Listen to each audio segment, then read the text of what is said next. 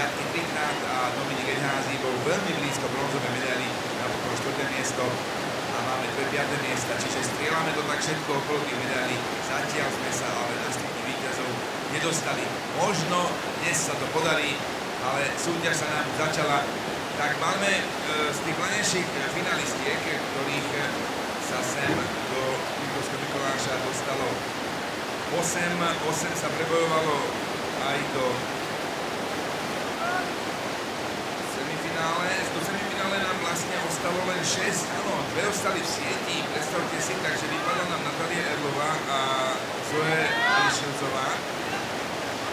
Aj Arina Končaková, čiže máme ich už iba 5, ktoré budú súťažiť. Je tam strieborná Kristiana Haňaráková, Naja Piteričová bola v lani 4.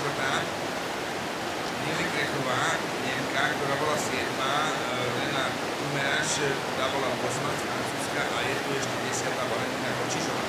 Takto sú dievčatá, ktoré budú sa snažiť pokúsiť opäť dostať do finále a z našich ohniviek je tam Ivana Chlebová, ktorá bude štartovať o 9:33 a Emanuela Luknárová, ktorá pôjde o 9:51.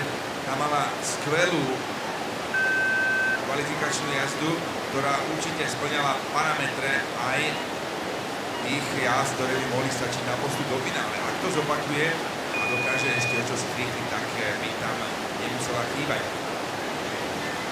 Samozrejme, medzi najväčšie favoritky musíme počítať aj Vani 11, ktorá tesne ostala pred finále, a to je česká reprezentantka Gabriela Sadková, ktorá je juniorská majsterka sveta v roku 2018.